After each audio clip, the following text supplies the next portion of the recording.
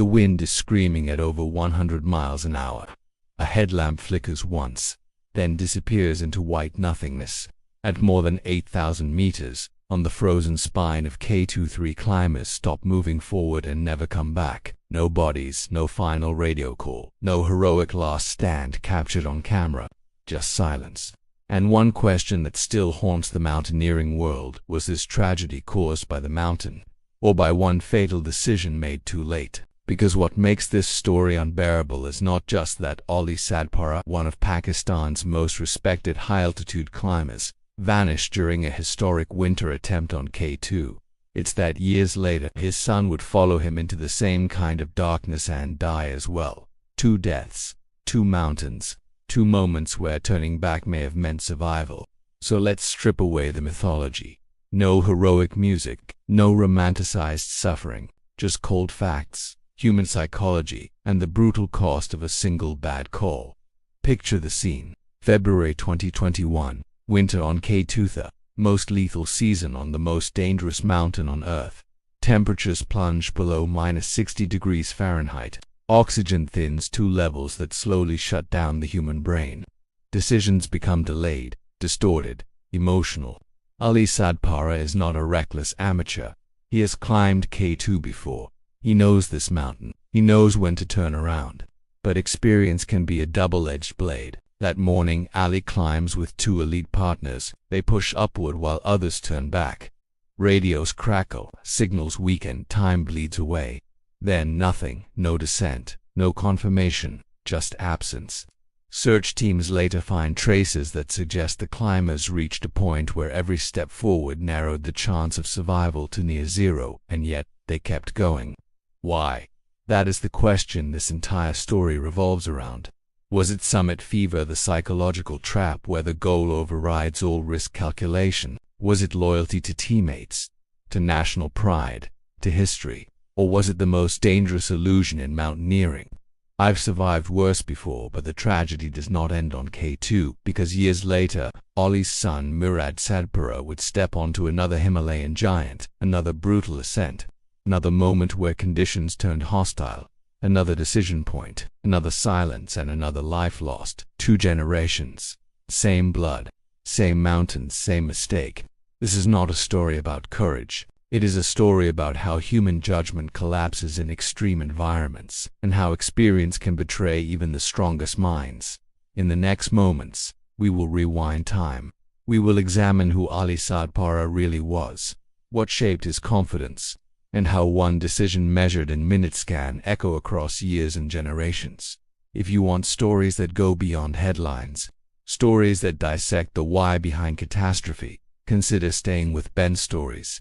Because on the world's highest mountains, nature doesn't kill you, your decisions do. Before the tragedy, before the headlines, before the silence on the radio, Ali Sadpara was not a symbol. He was a working climber. Born in the small village of Sadpara near Skarju, Ali grew up surrounded by mountains that most people only ever see in documentaries. For him, altitude was not exotic, it was normal. Danger was not theoretical, it was daily life. He started as a high-altitude porter, carrying loads through icefalls and avalanche corridors long before the world knew his name. This matters, because Ali Sadpara did not come to K2 chasing fame. He came chasing something far more dangerous: validation through endurance. Over decades, Ali built a reputation as one of Pakistan's most reliable climbers. He summited K2 multiple times. He supported international expeditions that depended on his judgment in lethal terrain. He survived storms, falls, frostbite, and near-death descents. Each survival reinforced a belief that quietly grows in many veteran climbers. I understand this mountain, but mountains do not operate on familiarity. They operate on physics. By the time the winter 2021 K2 expedition was announced, Ali was no longer just a climber, he was a national figure. Pakistan had never successfully summited K2 in winter. No one had. This was unfinished business for the entire mountaineering world, and Ali knew it might be his last chance. Winter K2 is not simply harder than summer. It is an entirely different beast.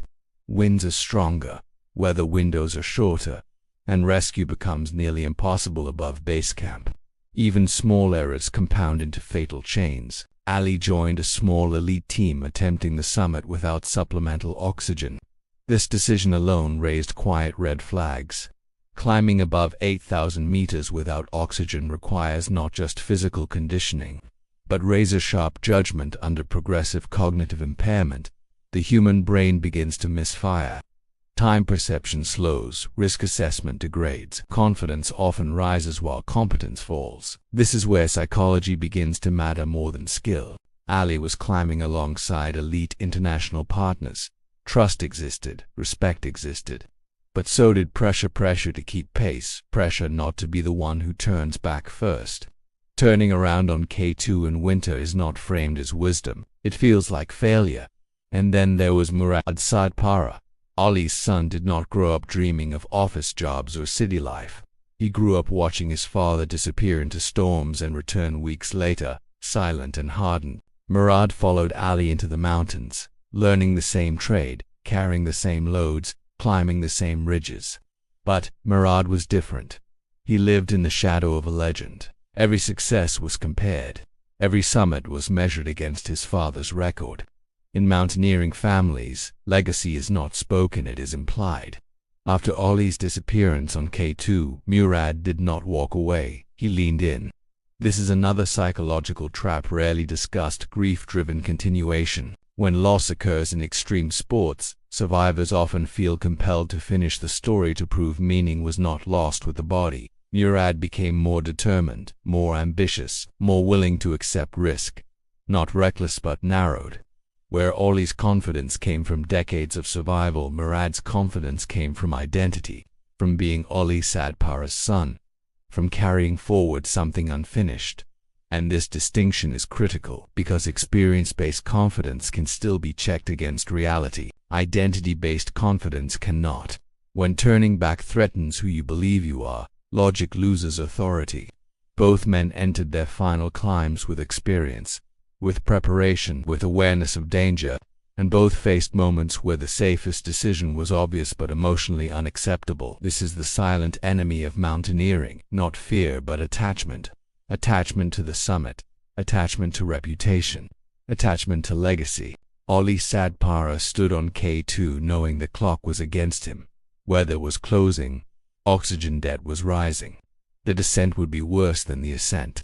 Murad Sadpara stood on another Himalayan slope years later, carrying the weight of his father's disappearance, pushing forward under conditions that were erasing margin with every step.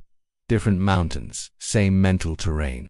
In both cases, there was a moment not dramatic, not cinematic, where a simple choice existed: continue or turn back. Mountains do not punish ambition immediately.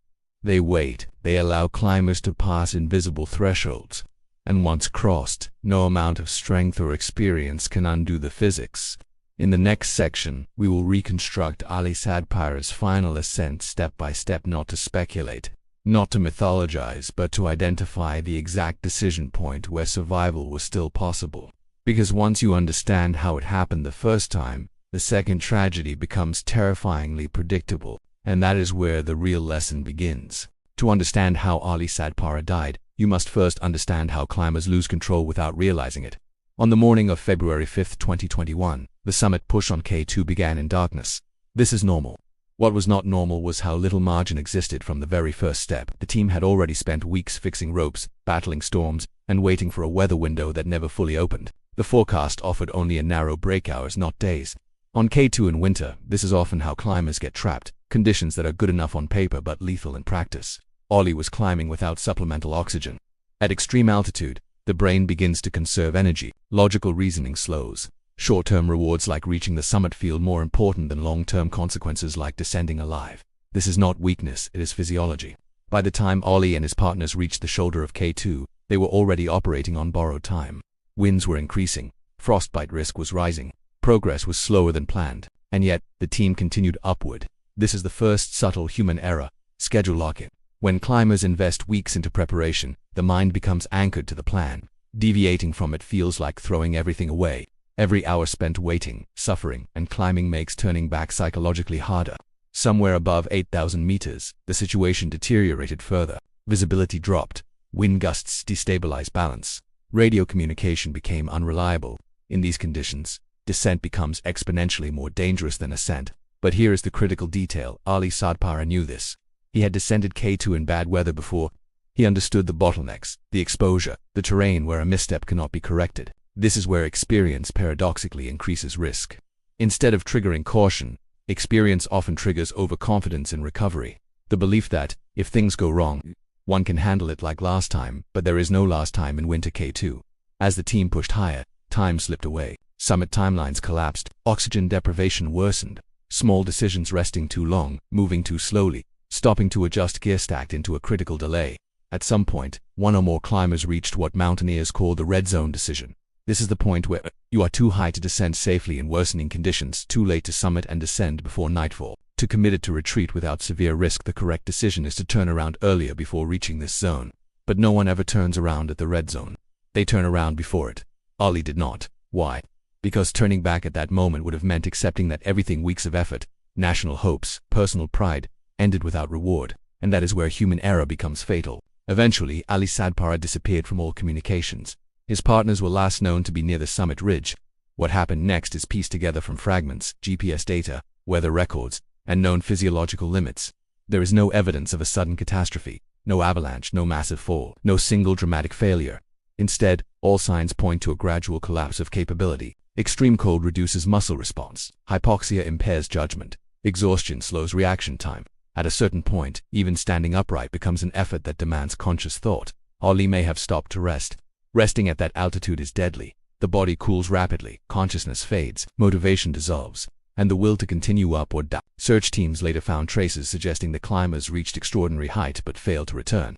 The mountain did not explode into violence, it simply waited.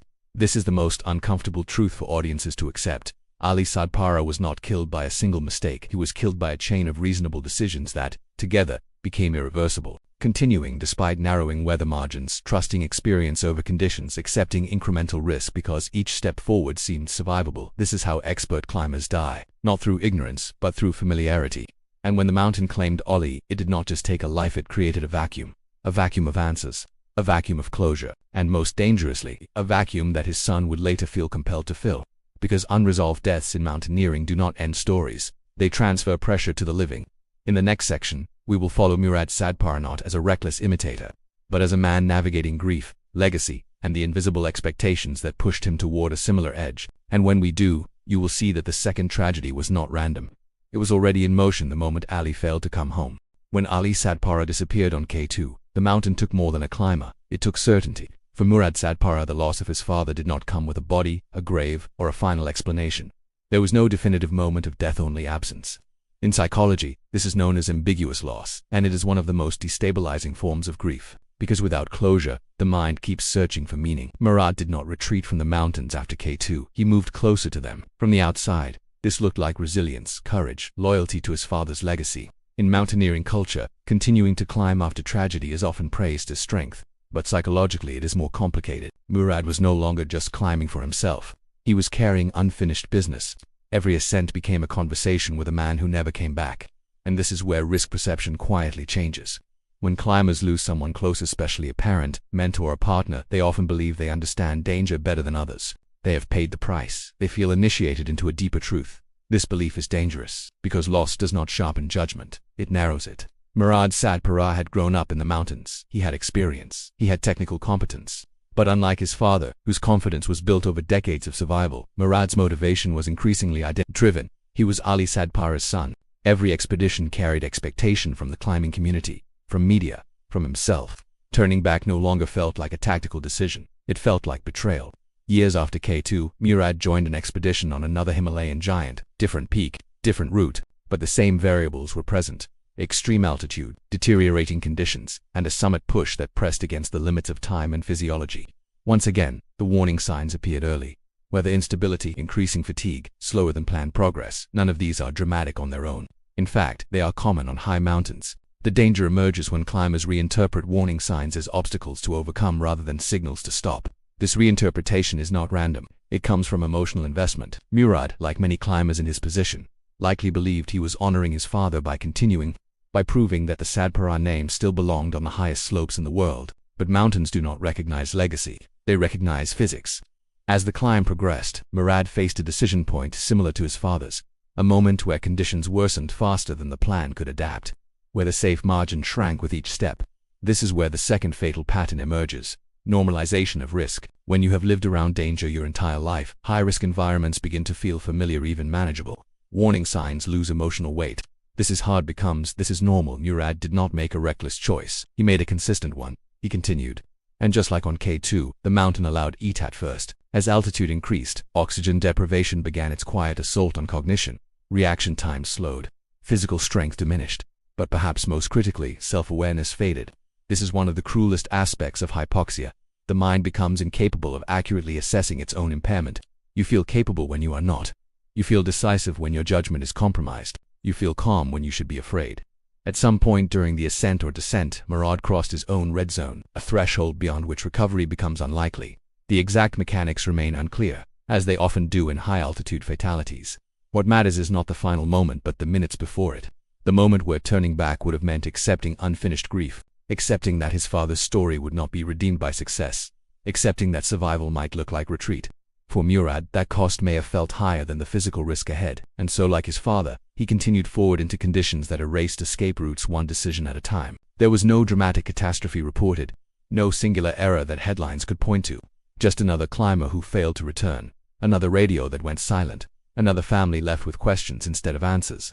When viewed separately, Ali Sadpara's death and Murad Sadpara's death appear as tragic but independent events. When viewed together, they form a pattern rooted not in incompetence, but in human psychology under extreme conditions. Both men were experienced, both understood the risks, both faced moments where retreat was still possible, and both were influenced by forces stronger than logic.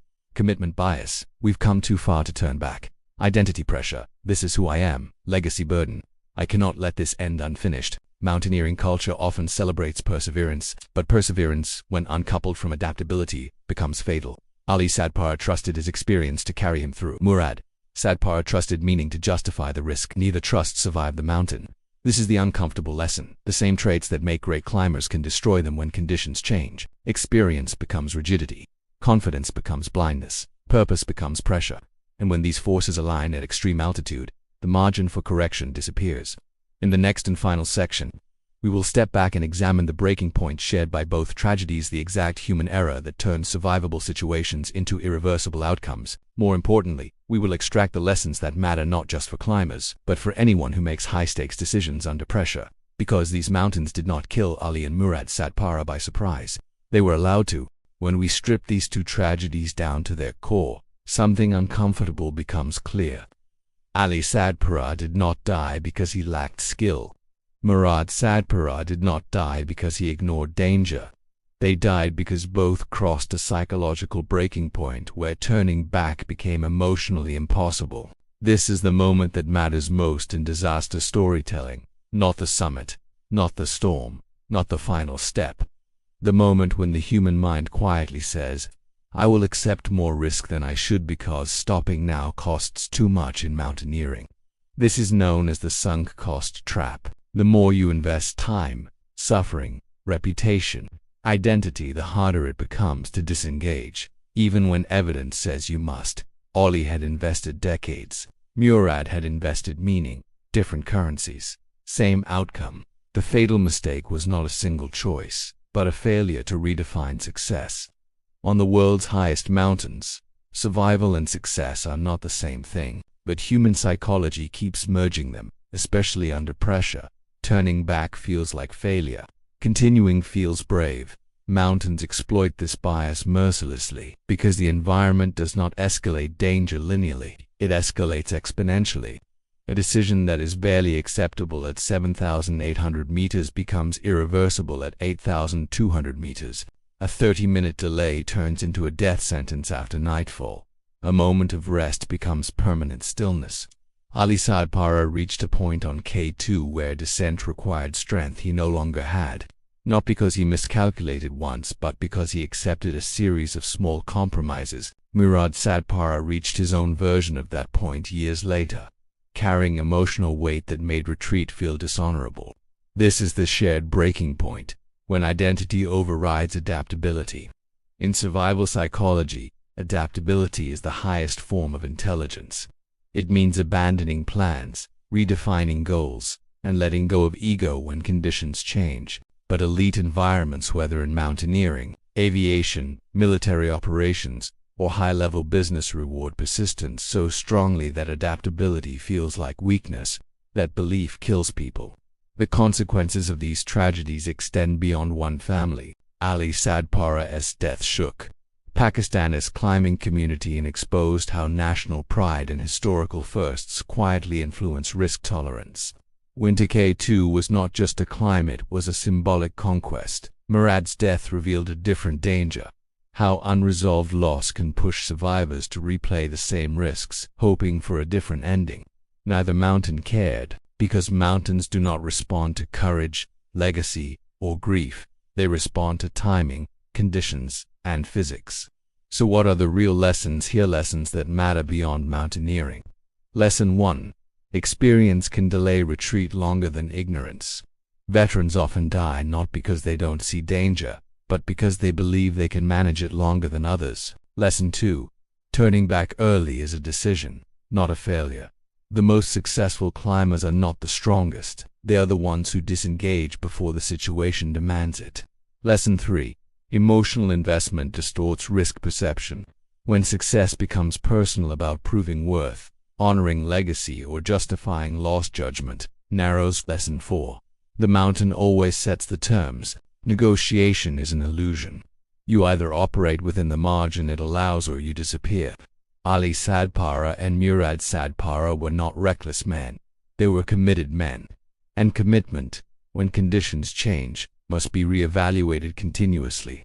That is the final, uncomfortable truth. If either man had turned back earlier or even minutes, the story would end differently.